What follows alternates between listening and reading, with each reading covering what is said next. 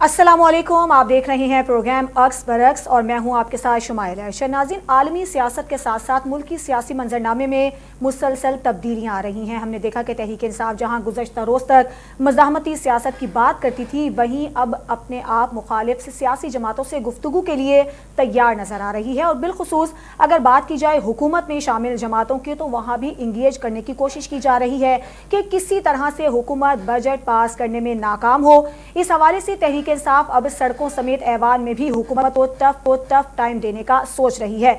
जैसे कि हमने देखा कि आज फाइनेंस बिल 2025 के तनाजुर में पाकिस्तान तहरीक इंसाफ ने पाकिस्तान पीपल्स पार्टी से बाज़ाब्ता राबता कर लिया है। PTI के सीनियर रहनुमा और साबिक स्पीकर कौमी असम्बली असद कैसर ने पीपल्स पार्टी के रहनुमा राजा परवेज अशरफ से पार्लियामेंट हाउस में मुलाकात की।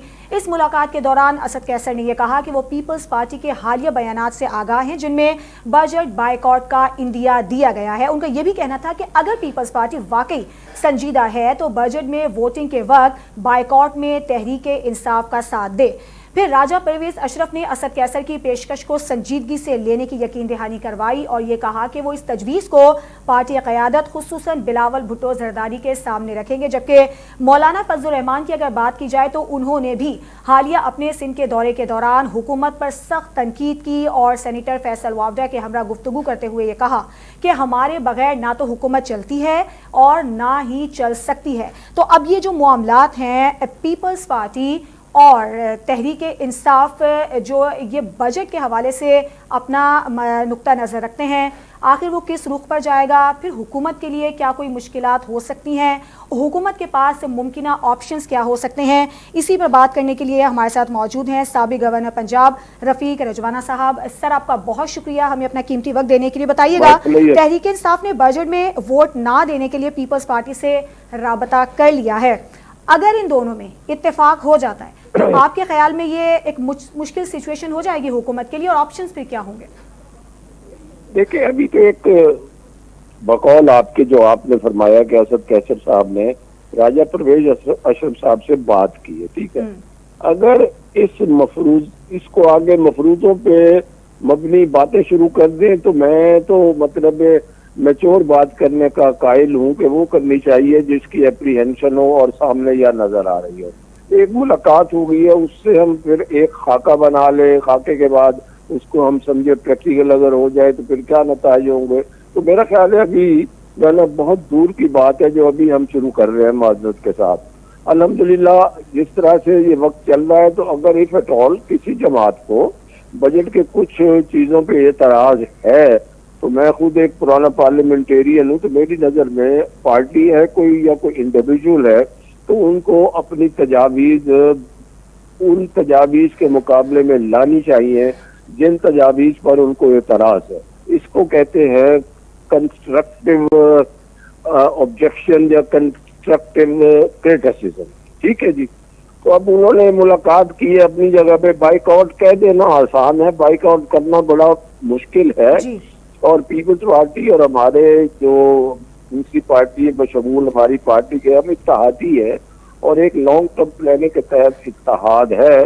खुदा न खासा इत्तेहाद को अगर हिलाया जाए तो मुल्क जो है वो फिर बहरान का शिकार हो जाएगा। मैं नहीं समझता कि पीपल्स पार्टी इस तरह से कभी PTI का साथ दे सकती है। हाँ, इशूज पे इख्तलाफ भी हो सकता है, इशूज पे हो सकता है कि मेरा अपनी पार्टी के साथ कोई इख्तलाफ हो इशूज पे, और मैं कहूँ जी इस बात पे मैं समझता हूँ ये बात ठीक नहीं है, मगर साथ ही कुछ मुझे बताना पड़ेगा कि ये बात ये ठीक नहीं है, मेरे वाला जो आइडिया है उसको आप ऑप्ट करें तो वो दैट इज बेटर।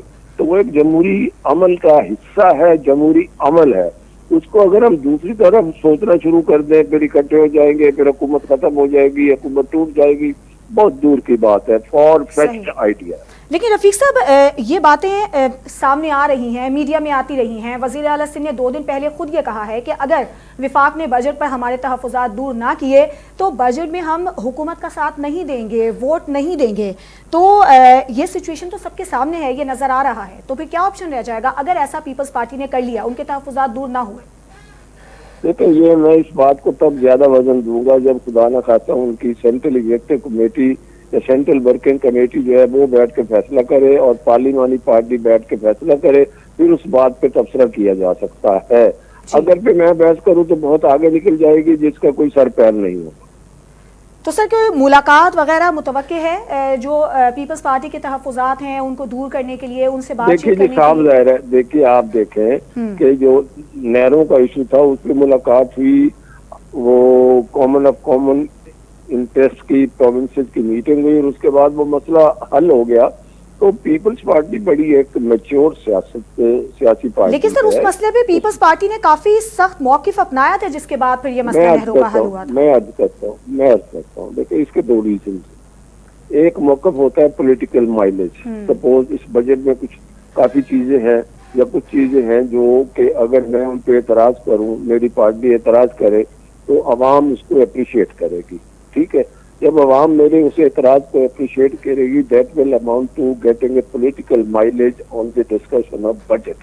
ٹھیک ہے، چاہے میں سیریسلی ان کو کنٹیسٹ کروں یا نہ کروں.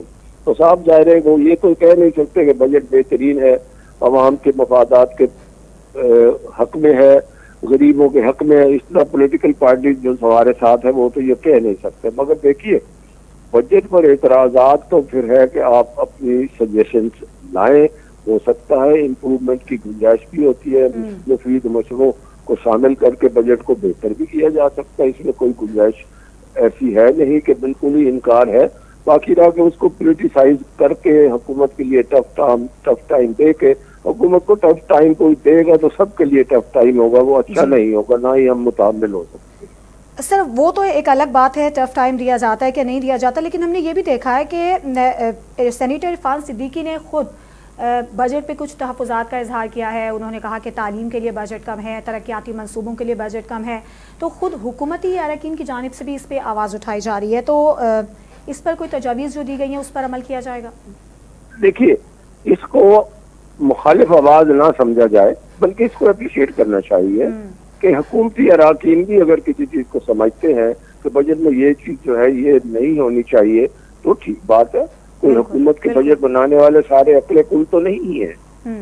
یہ اس طرح کی سجیشن دی جا سکتی ہیں، اس میں کوئی اچنبے کی بات نہیں ہے اور نہ ہی یہ کوئی ایک نئی بات ہے. اٹس ویری کامن کہ پارٹی میں بیٹھ کے ہم بھی کہتے ہیں جی اس فیصلے کو جو آپ نے کیا ہے یہ اگر اس طرح سے ہو تو بہتر ہے، اس کو اس طرح سے نہ کرے. اور جب بجٹ پر آ رہے ہیں تو بجٹ بنانے کے بعد جو تمام لوگ جو ہماری پارٹی کے لوگ ہیں، سینئر لوگ ہیں، اگر ان کے سامنے جب بجٹ آتا ہے جو اس بجٹ کے پروسیس میں شامل نہیں ہوتے تو وہ کوئی نہ کوئی بات ہو تو وہ کہہ سکتے ہیں. Y not? اس کو جمہوری عمل کا حصہ سمجھنا چاہیے، اس کو حکومت مخالف بیان نہیں سمجھنا چاہیے. سر چلے یہ تو بات ہو گئی کہ حکومت مخالف بیان نہیں سمجھنا یہ چاہیے، لیکن ساتھ ہی ساتھ جو پیپلز پارٹی کے تحفظات ہیں، پھر ساتھ ہی ساتھ پی ٹی آئی کے بھی دیکھ رہے ہیں، ان کے جو تحفظات ہیں ان کو آپ کس طرح سے دیکھ رہے ہیں؟ ان کو کس طرح سے ڈیل کیا جائے گا؟ پی ٹی آئی نے جو احتجاج کی ایک دھمکی دے رکھی ہے، اس سارے معاملے سے حکومت کیسے نمٹے گی پھر؟ دیکھیے میں گزارش کرتا ہوں کہ احتجاج از سم تھنگ ایلس، ٹھیک ہے، اور اعتراض از سم تھنگ ایلس، ٹھیک ہے.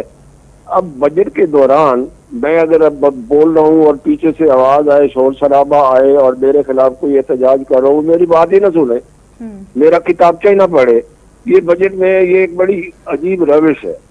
بلکہ ہم بھی جب اپوزیشن میں ہوتے تو ہم بھی تو بعض اوقات بجٹ میں ایسے شور مچا دیتے تھے جس پر اب احساس ہوتا ہے اس وقت بھی ہوتا تھا. مگر یہ جمہوری عمل کا کوئی اچھا بہتر حصہ نہیں ہے کہ بجٹ آیا ہے، بجٹ کو پہلے بجٹ کی کاپیاں آ جاتی ہیں یا بجٹ پڑھ کے بجٹ میں کئی ایک مہینہ تقریباً غالباً بحث ہوتی ہے اس پر. تو میرا خیال ہے کہ جب میں شور مچاؤں گا، اگر میں اپوزیشن میں اور میں شور مچا کے احتجاج کر کے اپنے لوگوں کو ملا کے اپنے پارلیمنٹیرین کو ملا کے اگر بجٹ پر احتجاج کروں گا، میں نہیں سمجھتا کہ I am serving the nation, یا میں جن لوگوں نے مجھے ووٹ دیا میں ان کی خدمت کر رہا ہوں. ان کی خدمت تب ہے کہ میں بجٹ کو جہاں میں سمجھتا ہوں، میری پارٹی سمجھتی ہے، پی ٹی آئی سمجھتی ہے کہ یہ غلط ہے، تو میرا کام یہ کہ میں عوام کے سامنے، پارلیمنٹ کے سامنے ایسا ایک متوازی بجٹ لاؤں. کوئی شیڈو کیبنٹ بنی ہونی چاہیے، کوئی نیا بجٹ یا نئی چیزیں میں بنا کے لاؤں، عوام کو بتاؤں دیکھیں پی ٹی آئی کی پرفارمنس یہ ہے کہ P T I even in opposition they have brought a budget which is liked by the people اور عوام کے مطابق ہے. احتجاج کرنا جو ہے وہ احتجاج کرنا کوئی جمہوریت کا ہم تو کہتے ہیں کہ عمل ہے، مگر بات یہ ہے جب بجٹ کو سننا نہیں، بجٹ تقریر نہیں سننی، شور شرابہ مچانا ہے، بجٹ کو پھاڑ دینا ہے، وہ تو پھر ایک جمہوری نظام کو، پارلیمانی نظام کو سبوتاژ کرنے کے برابر ہوتا ہے. اس میں کوئی پارٹی مبرہ نہیں ہے. ہر پارٹی وہ جب اپوزیشن میں ہوتی تھی ایسے رکھتے تھے چونکہ ملک کے مفاد میں نہیں ہے. لیکن سر اعتراض یقیناً جب اعتراضات جو ہوتے ہیں اپوزیشن کے اگر اس کو سنجیدگی سے نہیں لیا جاتا تو وہ بات احتجاج تک چلی جاتی ہے. لیکن ابھی جو ہم سچویشن دیکھ رہے ہیں یہ جو احتجاج ہے اب بیرون ملک بھی دیکھا جا رہا ہے. یقیناً آپ کی نظر سے بھی یہ صورتحال گزری ہوگی کہ army chief Washington D C جب پہنچے تو وہاں پر پی ٹی آئی کے کارکنوں کی جانب سے احتجاج کیا گیا. عالمی طور پر اس کا کتنا بیڈ امپیکٹ آپ دیکھ رہے ہیں جہاں ایک جانب آرمی چیف کو میں تو یہ سمجھتا ہوں کہ بیرون ملک جو پاکستانی ہے قابل احترام ہے، اوورسیز ہمارا سرمایہ. ٹھیک ہے، میری گزارش ذرا غور سے سنیے. موجود ناظرین سے بھی میں یہی گزارش کرتا ہوں، اپنے ملک میں اپنے چیف جسٹس کے خلاف، اپنے کسی کے خلاف، اپنے سیاستدان کے خلاف، اپنے وزیر اعظم کے خلاف آپ جلوس نکالیں، جلسہ کریں، مخالف بیان دیں. جب وہ دوسرے ملک میں جاتے ہیں جہاں میں بطور اوورسیز رہ رہا ہوں، میں بندے اکٹھے کر کے اگر اس کے خلاف جلوس نکالتا ہوں تو میں سمجھتا ہوں وہ ملک کی توہین ہے.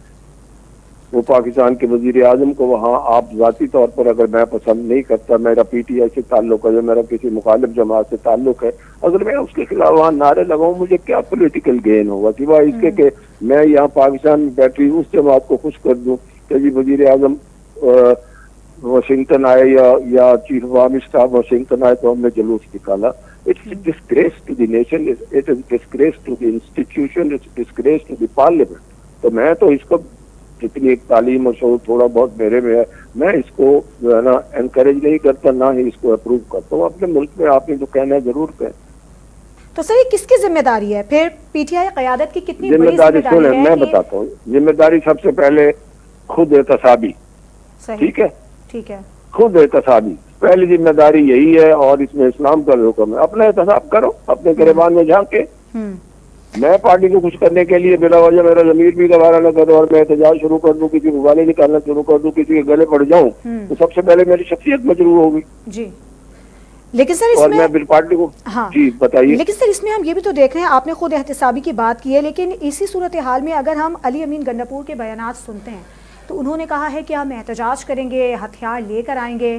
تو آپ کے خیال میں یہ طریقہ کار صحیح ہے؟ جب قیادت ایسی باتیں کر رہی ہے تو پھر کارکنان کیا کریں گے؟ میرا خیال ہے ان کو اپنے صوبے کی توجہ دینی چاہیے. It's unbecoming of a chief minister, the way he is behaving, the way he is giving the statements. ان کو جو ہے نا اپنے صوبے کا خیال رکھنا چاہیے. Policy statement P T I کے حق میں، پی ٹی آئی کے وہ چیف منسٹر ہے، پالیسی اسٹیٹمنٹ دے دے. احتجاج نہیں لگتا کہ ایک احتجاج کو ایک صوبے کا وزیر اعلیٰ لیڈ کر رہا ہو، یہ اچھی بات. ٹھیک ہے، بہت شکریہ سابق گورنر پنجاب رفیق اجوانا صاحب، آپ نے ہمیں اپنا قیمتی وقت دیا. اور جیسا کہ رفیق صاحب نے کہا کہ سب سے پہلے اپنی خود احتسابی ضروری ہے، سب سے پہلے اپنی ذمہ داری کا احساس کرنا چاہیے.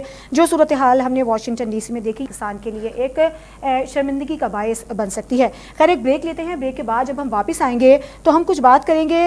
پی ٹی آئی کے رہنما ہمارے ساتھ موجود ہوں گے، فردوس شمیم نقوی صاحب، ان سے بھی ہمیں یہ سوالات کریں گے اور یہ جاننے کی کوشش کریں گے کہ پی ٹی آئی اس صورتحال میں اپنا کیا موقف رکھتی ہے. ہمارے ساتھ رہیے.